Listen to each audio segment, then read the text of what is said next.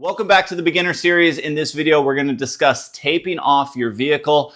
Every single vehicle is different with the amount of tape that you're going to use. You want to err on the side of caution, especially as a beginner, and tape off as much as possible. So that's what we're going to do in this video today. The major concerns we're looking for with tape is rubber. Rubber is a big spreader of contamination with the chemicals in the chemical bath prep, as well as the ReGloss. It can spread contamination. So it's really important to get the rubber taped off, to identify the rubber. Another thing we're going to be taping off is chrome, plastic. Some vehicles have emblems, the moonroof, sunroof, around the mirrors. So anything that is adjacent to a panel that we're going to be applying that could bleed contamination, or that we don't want to get ReGloss on, because that makes our cleanup riskier and more complicated after the fact. So if you get ReGloss on plastic or on a headlight, you can easily take it off, and we'll go over that in one of the later videos. However, taping it off just makes your job a lot easier once you finish, and you can touch the car as little as possible after the ReGloss is applied. Let it cure. So let's get into taping. One of the first key things I want to mention is the quality of tape that you use. This is a 3M 3/4 inch refinishing masking tape, automotive refinishing masking tape. This is a high quality tape compared to a cheap Amazon tape that might look identical. They're definitely not. So this is going to leak almost no contamination, where other tapes can actually add contamination as you're applying. So if you're doing this regularly, spend a little bit more money and get the 3M tape, or you can get a kind of a PVC electrical tape. Those don't have any contamination issues as well. They're just a little bit harder to use and work with compared to this masking tape style. So I've identified rubber on different areas of the vehicle, but what I like to do and what we train our technicians on doing is starting from one spot and then moving around the vehicle and then going around it again and triple checking, where have I gotten taped and where might I need to tape? Because the last thing you want to be doing is applying the ReGloss and realize, oh shoot, this should have been taped off. And now you're in the middle of a panel and maybe you've already spread some contamination or made an issue, and you have to strip the ReGloss off and start over. That's what you want to avoid. That's wasted product, that's wasted time. So it's good to take that triple check mentality on your taping. There's really no magic behind taping. Similar to degreasing, there's really no magic behind it. What we are going to want to do is manage the water. So we will have issues taping and getting a good bond from our tape if there's water present on what you're taping. So another reason why we manage the water is to make sure that we don't have water seeping out, because then our tape won't stick properly. The main idea with your taping for this rubber piece, for example, is I am only worried about the area that's adjacent right off my painted panel.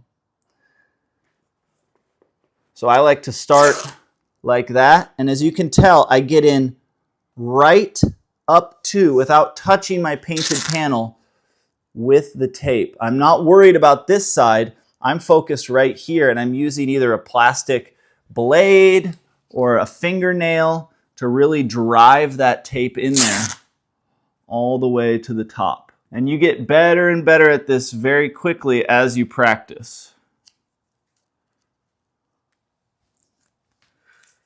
We always include a blue plastic pick in our ReGloss kit. And one of the best uses for that is to run it right along your tape and get it in so that it's exactly where you want it. So we've got a piece of rubber taped off, and I'm looking around. I see chrome right here.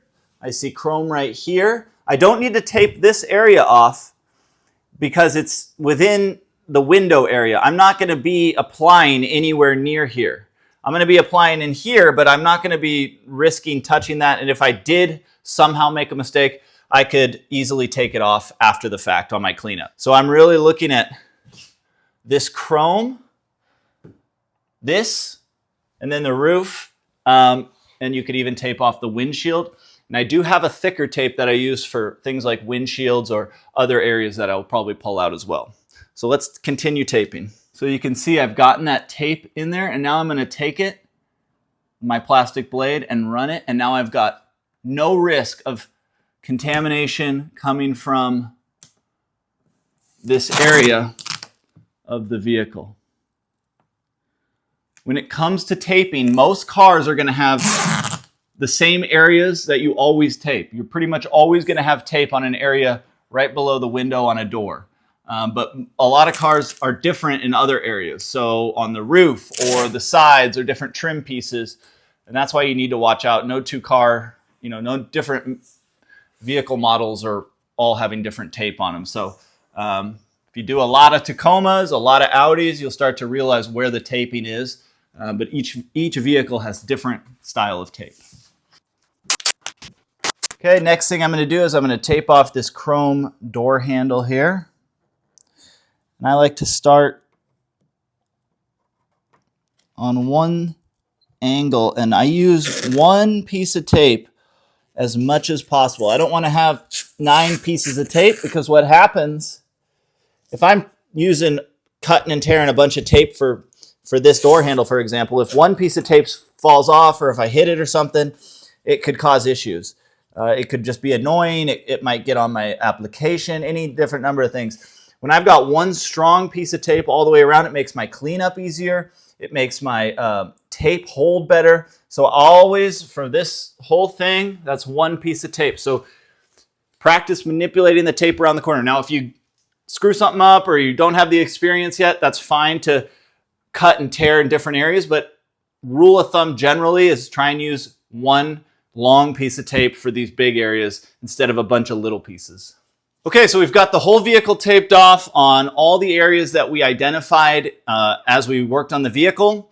So I feel really confident about when I get to the application phase, I can easily apply with minimal cleanup and minimal risk of contamination because I've taped off properly. And that's really the key to taping. If you have any questions on taping, drop them in the comments below. I'll also link the different styles of tape that I recommend. They're really they're really affordable, and it's good to have a nice quality tape for this part of the process. I'll see you guys in the next video of our beginner series.